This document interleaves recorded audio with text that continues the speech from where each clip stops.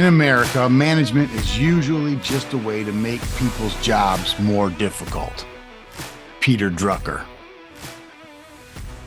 Welcome to the third episode of the Contextual Intelligence Podcast. I'm your host, Dr. Matt Kutz, author of the award-winning book, Contextual Intelligence: How Thinking in 3D Can Help Resolve Complexity, Uncertainty, and Ambiguity. In this episode, we're going to be talking about Chapter 2, Using Contextual Intelligence at Work and Life. Listen, I'm so excited for this chance to talk to you about this book because few things excite me as much as being able to help you understand and leverage your context. I am convinced and convicted and passionate about helping you lead better. And I believe one of the ways to do that is to learn to leverage contextual intelligence and learn to practice the art and science of discerning your environment in real time, paying attention to and noticing the variables that are impacting your current context, and then knowing how to navigate through that assessment that you make of your environment. In Chapter 2, we talk about how to implement it and use it in work and life. And in Chapter 1, I alluded to it being much more than just a leadership model for the workplace. And when applied correctly,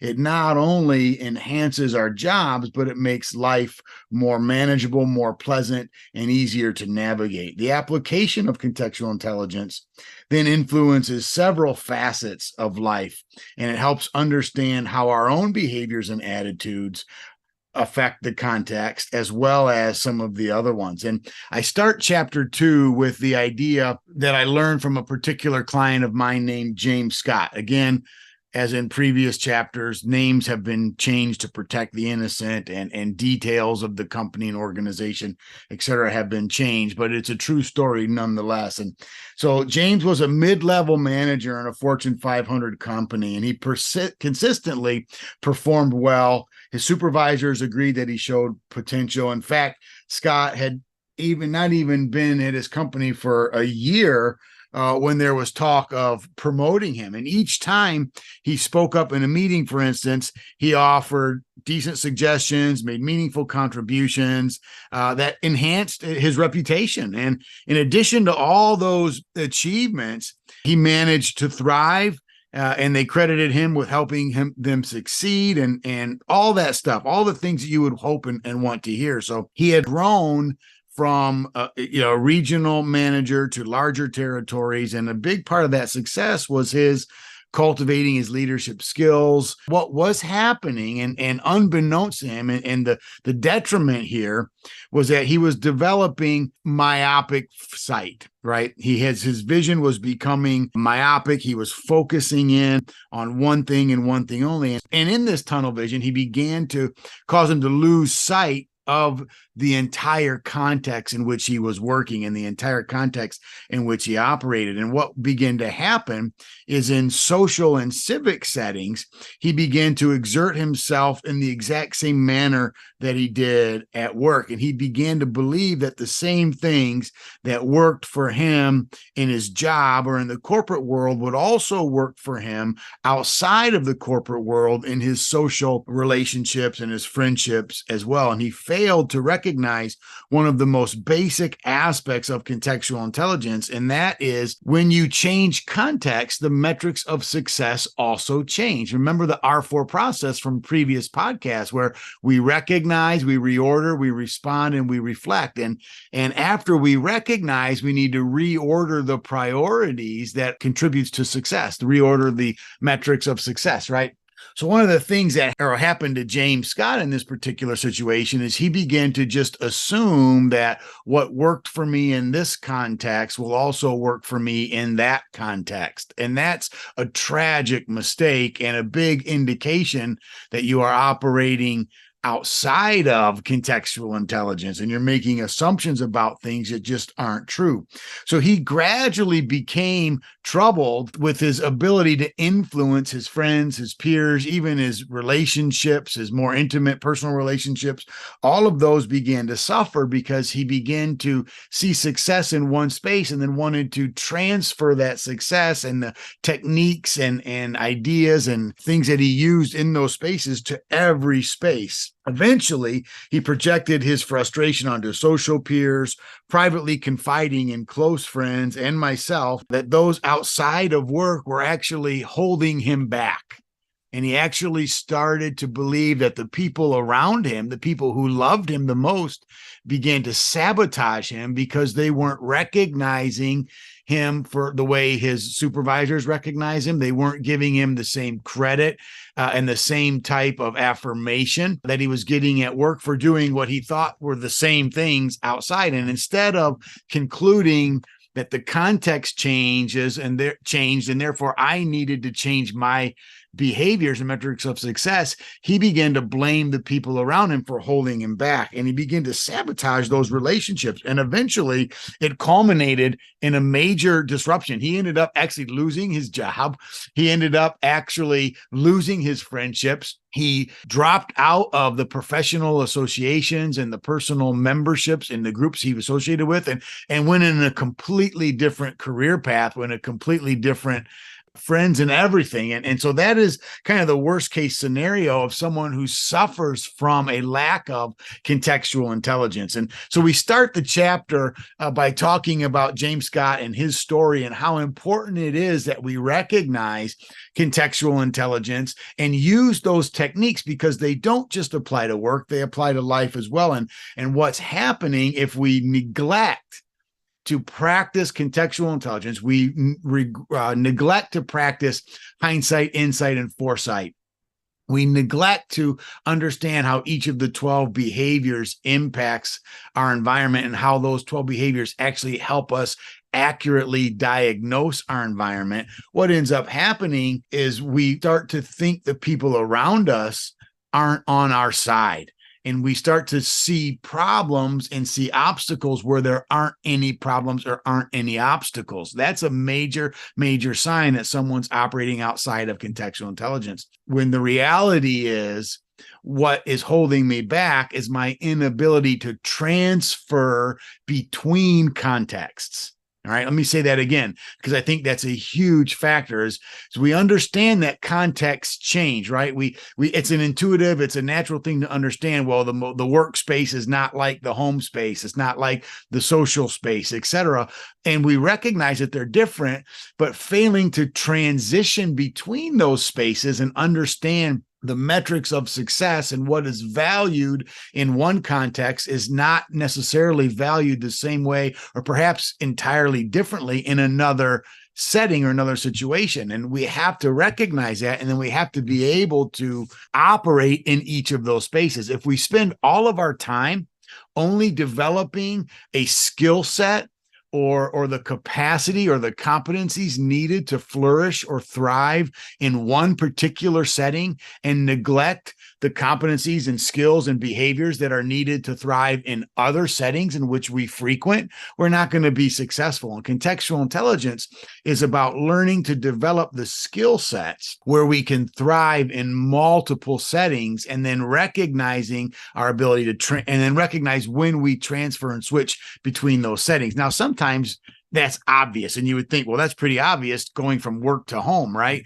Well, it is, but it's easy to notice that change, but then knowing what to do is different. Remember back to the introductory podcast where we talked about the tribe of Issachar.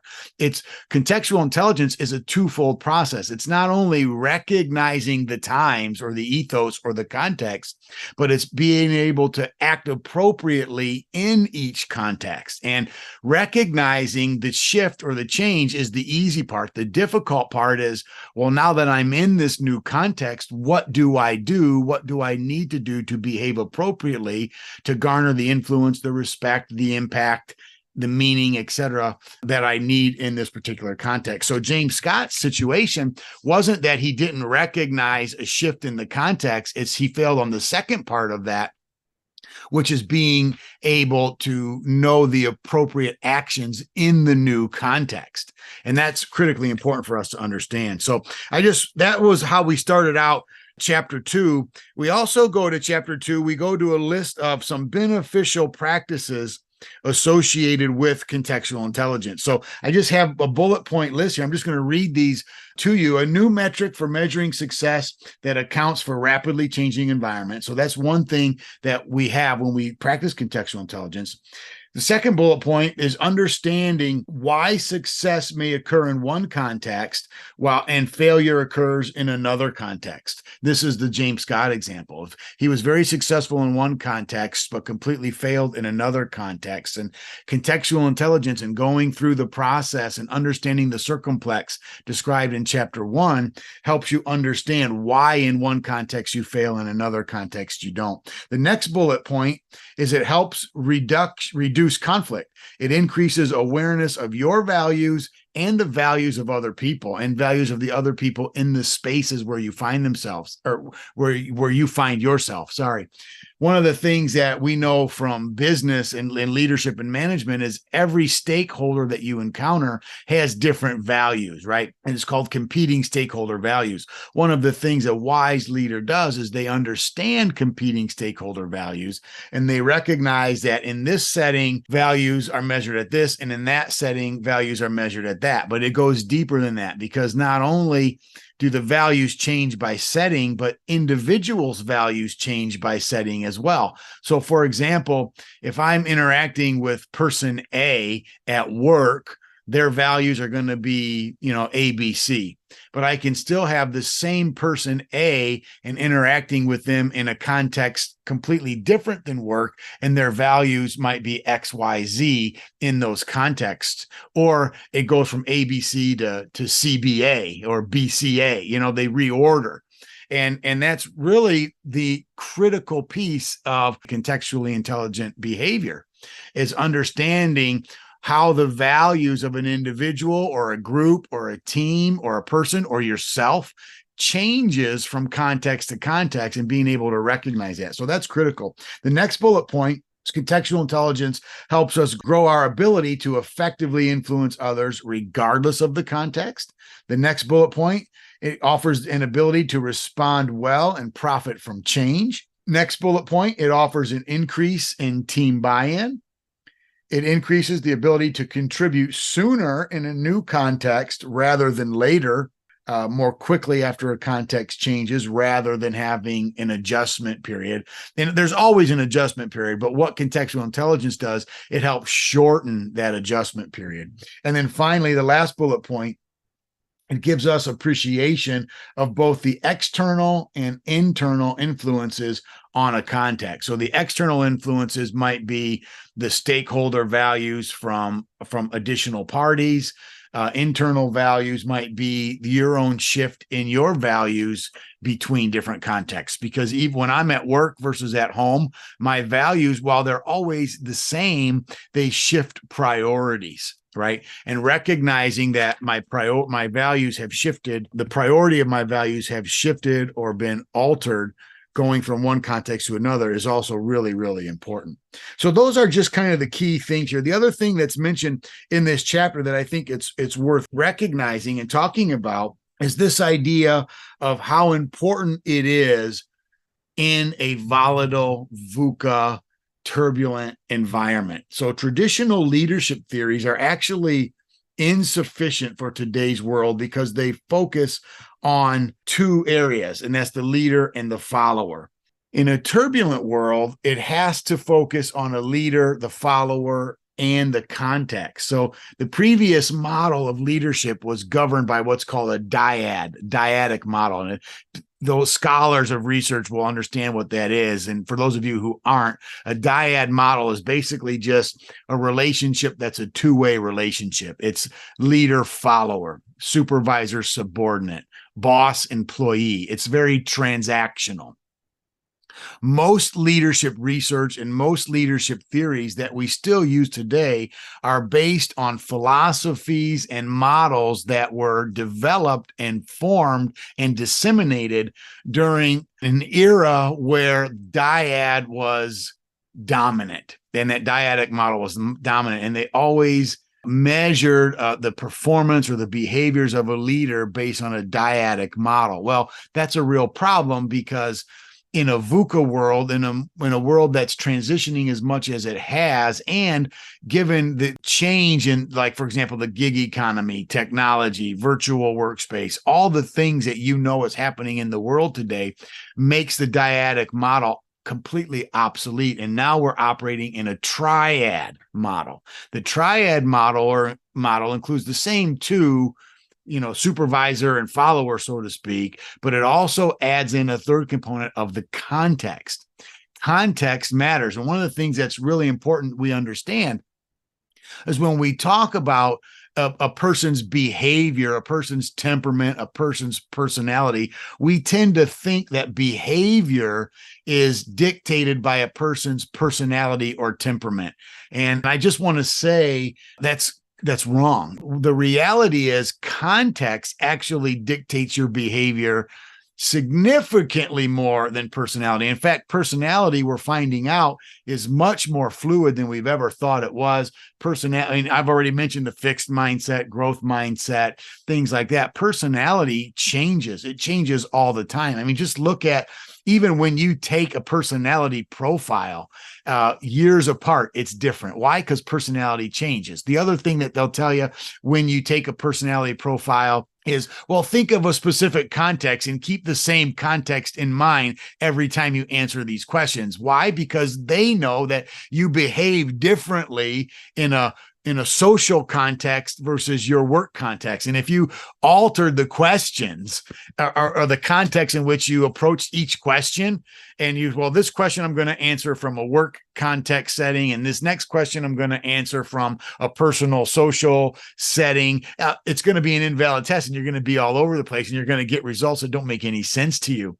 So they actually try to prime you and tell you in advance, when you take this test, always answer from the same frame of reference, always answer from the same context. Why? Because it's really context that dictates your behavior, not your personality. And that's critical to understand. So the big part of understanding the behaviors of contextual intelligence, the contextual intelligence mindset, requires unlearning and relearning of a dyadic model to a triadic model. Understand that it's not only the interactions between the leader and follower, but the context is an important piece. Another case in point would be, imagine interacting with a work colleague at work, and how that looks and how that feels and the professionalism that's involved, et cetera. And then imagine interacting with that same colleague outside of work at a party, at a social gathering.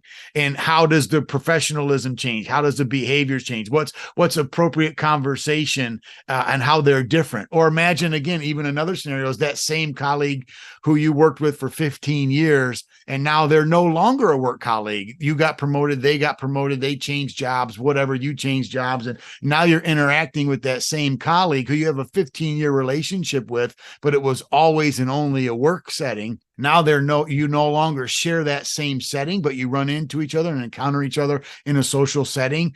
Notice what changes. It's your interaction with that person is completely different. Why? Because again, it's context that is the prime mover in our behaviors and our attitudes and our actions versus personality that we generally grow up thinking about, or our default assumption would be that. So that's another thing that's really important. So when we talk about Chapter 2, using contextual intelligence at work and life, the big takeaway here is recognizing that contextual intelligence isn't just a work-related behavior. And it's really important for helping us navigate between all the different contexts that we encounter throughout a day. And even within a macro context, let's say work, there's actually micro contexts within the larger ones. For example, at work, you've got, the formal meeting, the department meeting, but then the after the department meeting conversation. And certain colleagues you have a different type of relationship with than other colleagues. That all manifests as micro contexts even within work or a particular setting, and even noticing the shifts between those contexts within a larger context is critically important. So understanding that this principle and this concept of contextual intelligence moves across boundaries and across borders and has a significant impact in multiple spaces and multiple phases and dimensions of your life is critical. And therefore learning those skills of 3D thinking, which we'll talk about in later podcasts, the meta skills of complexity, synchronicity, and tacit knowledge, which we'll talk about on later podcasts, helps you recognize what to look for, or helps you gives you keys on what to look for and recognize as your contexts switch and change. And that's really, really important. So there you have it. There's kind of an outline and overview of the important information in chapter 2. If you'd like to read more about it, of course, that was just the bird's eye view of the depth that's in chapter 2, the case of James Scott that we talked about. There's more details there. If you'd like more information on how to get a copy of the book, please just go to my website at www.matthewkutz.com. That's MATTHEWKUTZ.com. And you can buy the book there. There's other resources there as well. You can purchase other books I've written that talk about contextual intelligence as well. There's also my YouTube channel. Please subscribe to that. I'd love to have you there. I do some pretty frequent what I call leadership riffs, where I just give a 90-second key thought on important leadership concepts that can really help you out. So I'd love to see you on my YouTube channel. Of course, follow me on all my social media, Instagram, X, LinkedIn. I'd love to see you there as well. And again, please reach out, and I'll put all the contact information and details in the show notes. So if you want to just jump right onto a direct link, you can do that as well. Thanks a lot and have a great day.